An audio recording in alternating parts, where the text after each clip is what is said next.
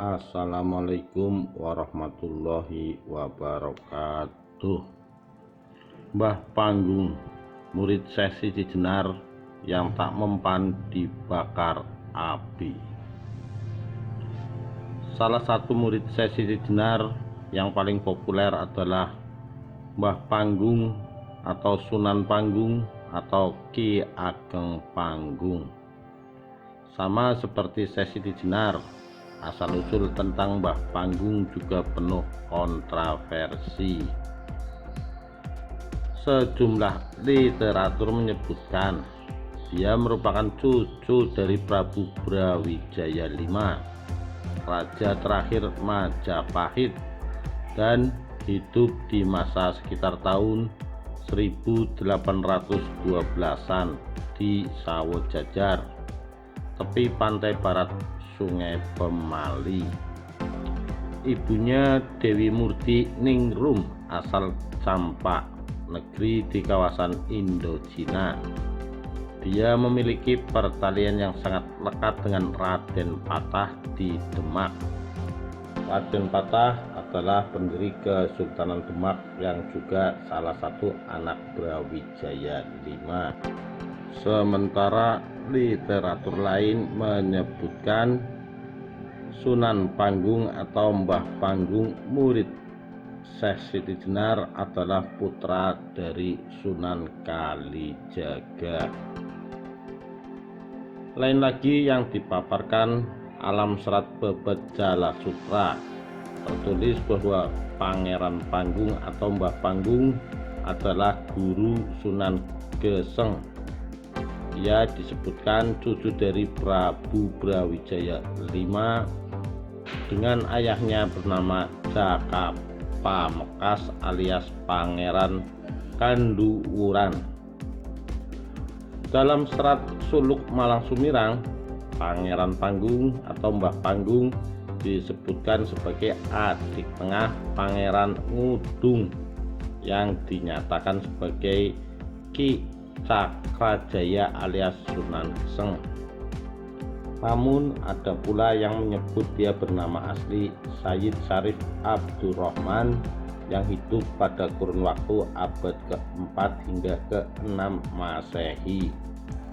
Dia berasal dari Jazirah Arab. Nama Mbah Panggung merujuk pada tempat tinggal semasa hidup yang berupa pulau karang yang menjulang tinggi di tengah-tengah laut dan masih terpisah dengan Pulau Jawa. Masyarakat yang mengetahui keberadaan beliau sering menyebut itu mbah-mbah yang ada di Panggung.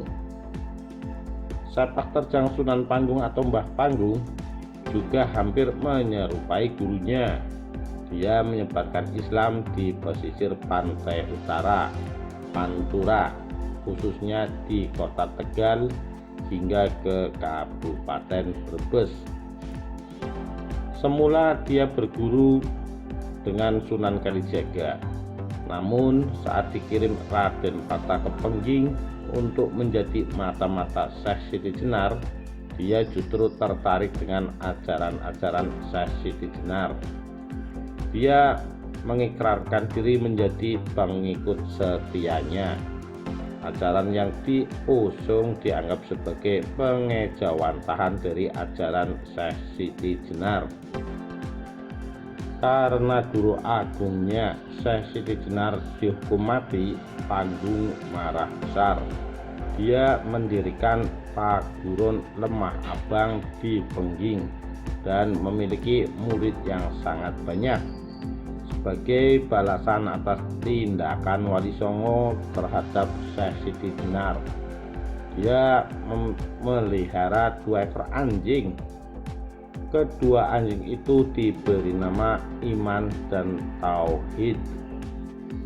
Dalam persepsinya, kedua anjing itu merupakan jelmaan nafsu manusia yang berbentuk hewan.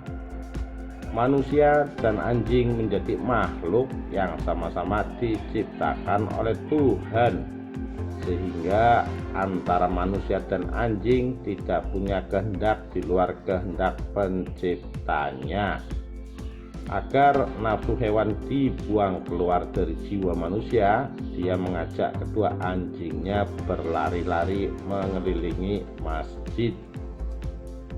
Panggung mendapatkan peringatan keras dari Dewan Wali Songo. Kesalahannya dinilai semakin berat karena dianggap menyebarkan ajaran yang berbeda dan menyimpang. Pangeran Panggung mengkritik bahwa ajaran Islam yang disebarkan para wali hanyalah kulitnya saja, sedangkan intisari atau bagian yang terpenting tidak pernah diajarkan pada penduduk Jawa. Dengan terang-terangan, Pangeran Panggung mengajarkan para murid-muridnya bahwa sholat, zakat, dan puasa itu tidak penting. Menurut Pangeran Panggung, sholat secara rutin itu justru akan menjadi tirai yang membatasi manusia dari pengetahuan tentang nilai yang utama. Demikian juga soal puasa dan zakat, yang akhirnya hanya menjadi berhala, menggantikan sikap sujud pada Yang Maha Agung. Seperti hal sang guru Sunan Panggung, murid Siti Jenar ini menjadi target yang harus dihukum mati. Maka Mbah Panggung dihukum dengan cara dibakar hidup-hidup. Mbah Panggung sendiri menerima hukuman itu dengan lapang dada. Di depan para ulama dan pembesar istana, ia tak ciut menghadapi api yang berkobar di tengah alun-alun. Ketika api unggun mulai membesar, dia memerintahkan kedua anjingnya untuk masuk ke dalam api. Kedua anjing itu berkejar-kejaran, berguling-guling di tengah bara api, dan ajibnya tidak ada satupun api yang membakar kedua anjing itu. Menyaksikan itu, Raja Demak murka dan menyuruh Panggung masuk ke dalam api. Sebelum menerima perintah itu, Panggung meminta secari kertas dan pena. Di tengah api yang berkobar, Panggung menuliskan sebuah suluk berbentuk puisi yang disebut Suluk Malang Sumirang dengan pembuka dandang gula. Setelah selesai menulis suluk itu, Panggung dan dua anjingnya keluar dari bara api. Suluk Malang Sumirang ini diberikannya kepada Raden Patah. Setelah itu, Panggung pergi meninggalkan arena tempat pembakaran itu dan menghilang. Demikian, terima kasih. Wassalamualaikum warahmatullahi wabarakatuh.